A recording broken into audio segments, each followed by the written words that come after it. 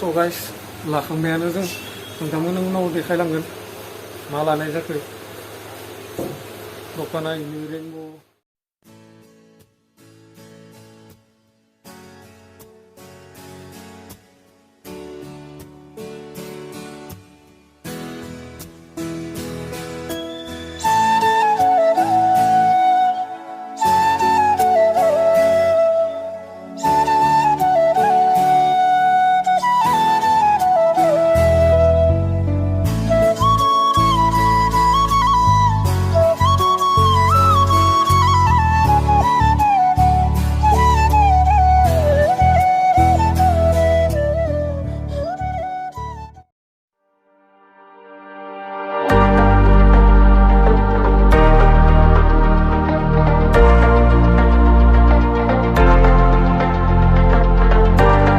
Hello guys आंनि YouTube चेनेलनि नायगिरि नोंथांमोनखौ आंनि गोदान मोनसे भिडिअआव बरायनाय जाबाय।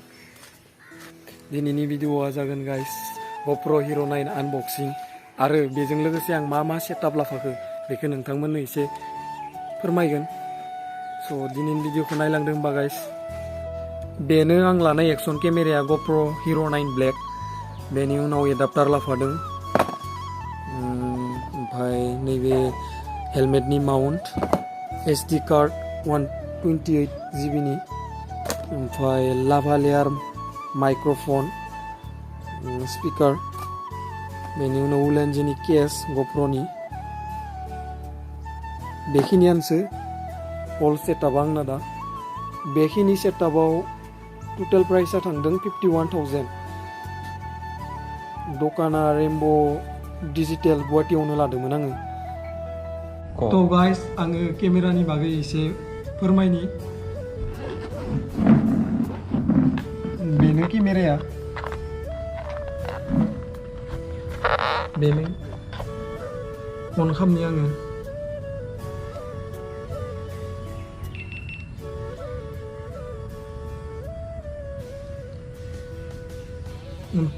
सिगांथिंबो नुयो, बिनि उनाव उनथिंबो नुयो।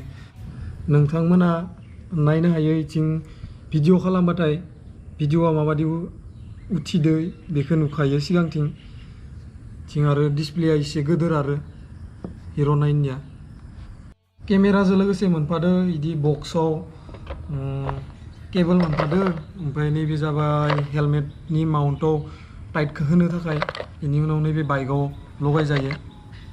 बाखि जुदि नोंथांमोना सोरबाफोर केमेरा बायोबा इदि नेकेड केमेरा बायग्रोनांगोन, माने नेकेड केमेरानि प्राइसआ आलादा जाखायो। तो गाइस नोंसोरो मोजां मट'व्लगिं खालामनोबा GoProजों लोगोसे साउन्ड क्वालिटि मोजां फैनो थाखाय एडाप्टार आरो माइकखौ लाफाथारनाया मोजां जायो आरो। बेजों लोगोसे GoProआ गोलैबाबो जेबो जायै रखम सेफटिनि थाखाय केसखौ लाफानाया मोजांसिन। आं मा माइक लादो बेखौ नोंथांमोननो देखायनि। नै बेनो माइकआ।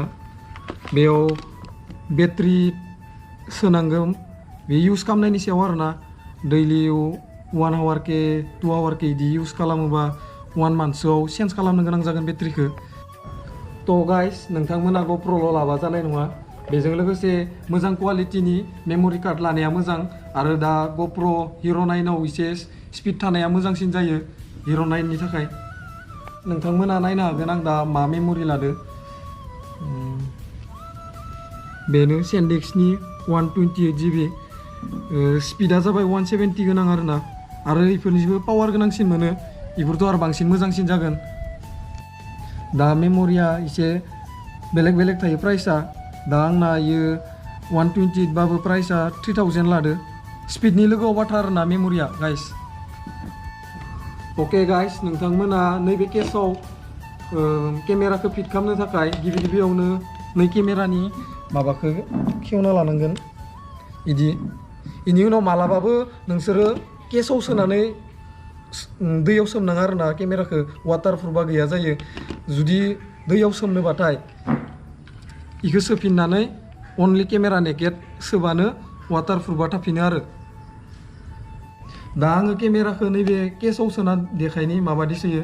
बेखौथ' बख'खाबाय, बेनि उनाव नैथिं सेरग्रा दङ मोनसे इखौ सेरनानै ओरै बोना होबानो जायो बेनि उनाव नैथिंखौ खुलि बिदि उनाव केमेराखौ इयाव बरियासो नास्ताबना होदो फिट जाबाय आं दा नैबे केसाव एडाप्टारखौ सोना देखायनि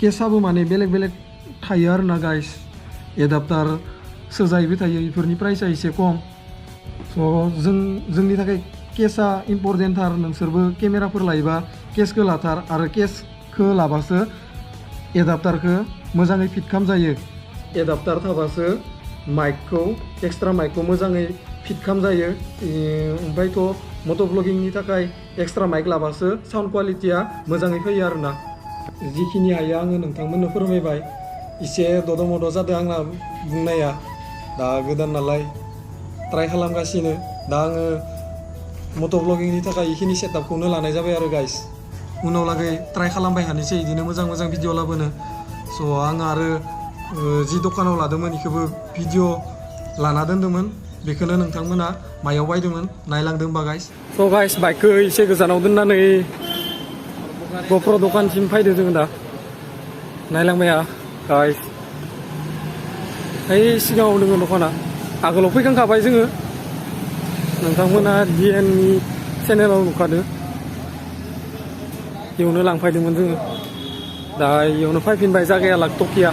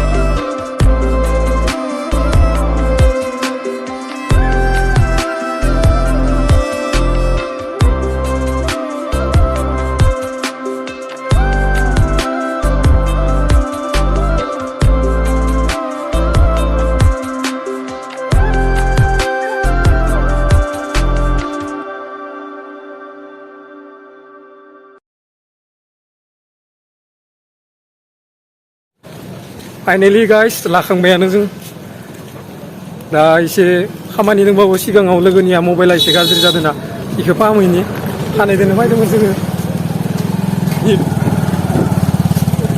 बया खुसि आरोना जिखौ लानो सानदोंमोन लानो हाबाय